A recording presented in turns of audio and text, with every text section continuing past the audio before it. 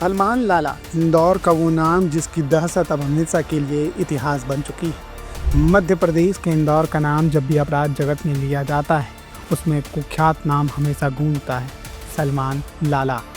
32 से ज़्यादा आपराधिक मामलों में वांछित, ड्रग्स से लेकर हथियार और हत्या के प्रयास तक, सलमान लाला अपराध की दुनिया का एक जाना पहचाना चेहरा था।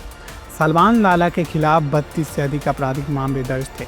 इनमें NDPS एक्ट के गंभीर केस, नशे के कारोबार में उसकी सीधी संलिप्तता, एमडी ड्रग्स और ब्राउन शुगर के नेटवर्क से उसका नाम जुड़ा रहा।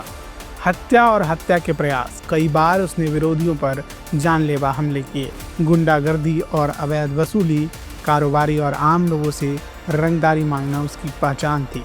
आर्म्स एक्ट के मामले, अवैध हथियार रखना और उनका खुलेआम इस्तेमाल करना। सलमान का अपराध सिर्फ सड़क तक सीमित नहीं था, वो सोशल मीडिया पर भी एक्टिव रहता था। इंस्टाग्राम पर उसकी दर्जनों फर्जी ID बनाई गई, जहां उसकी तस्वीरें और वीडियो पोस्ट होते थे।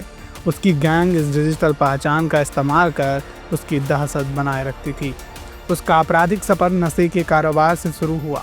NDPS एक्ट के कई मामलों में उसका नाम सामने आए। धीरे धीरे वो गैंग बनाकर इंदौर और आसपास के इलाकों में वर्चस्व कायम करने लगा। पुलिस कर्मियों पर हमला करना, खुलेआम पिस्टल लहराना और सोशल मीडिया पर रौब दिखाना उसकी पहचान बन गई। कुछ समय पहले इंदौर के खजराना इलाके में क्राइम ब्रांच के SI पर पिस्टल तानने की घटना ने सलमान को और चर्चित बना दिया। पुलिस उसे पकड़ने की कोशिश करती, पर वह हर बार चकमा देकर फरार हो जाता। लेकिन अपराध का रास्ता कभी लंबा नहीं होता। यही हश्र हुआ सलमान लाला का भी। हाल ही में वो अपने भाई सदाब उर्फ सिद्धू को जमानत पर जेल से छुड़ाने सागर गया था। पुलिस को भनक लगी और उसके पीछे पीछे क्राइम ब्रांच की टीम लग गई। शनिवार रात इंदौर भोपाल हाईवे पर पुलिस ने उसकी स्कॉर्पियो को घेरा। उसके 4 साथी गिरफ्तार हुए, लेकिन सलमान अंधेरे का फ़ायदा उठाकर भाग निकला। पुलिस को लगा कि वह भाग गया है, मगर असल में सलमान मौत की गिरफ्त में फंस चुका था। 2 दिन के तलाश के बाद रविवार दोपहर उसका शव सीहोर में सड़क किनारे पानी के भरे गड्ढे में मिला। पुलिस का कहना है कि वह अंधेरे में कूद गया और डूबकर उसकी मौत हो गई, लेकिन परिवार का आरोप है कि क्राइम ब्रांच ने उसे मारकर सब पानी में फेंका है। एक हफ्ते पहले 2 व्यक्ति पकड़े गए थे, 2 आरोपी पकड़े गए थे, पीयूष चौहान और सत्यम जैन, जिनकी कब्जे से 11.52 ग्राम MD मिली थी, जिसमें NDPS एक्ट के तहत केस रजिस्टर किया था। उसने 2 व्यक्तियों के नाम बताए थे, अरुण डालिंग और दूसरे का नाम सलमान लाला।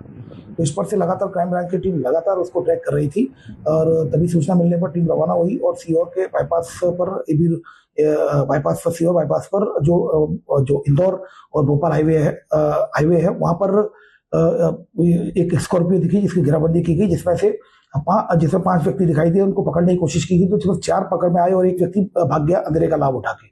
तो उसमें जब तलाशी लगी तो वहाँ तो गाड़ी में थे और कुल मिलाकर 2 पिस्टल मिली थी, 2 जिंदा राउंड मिले थे और एक चाकू मिला था। पूछताछ पर उन लोगों के द्वारा बताया गया भागा हुआ व्यक्ति सलमान लाला था।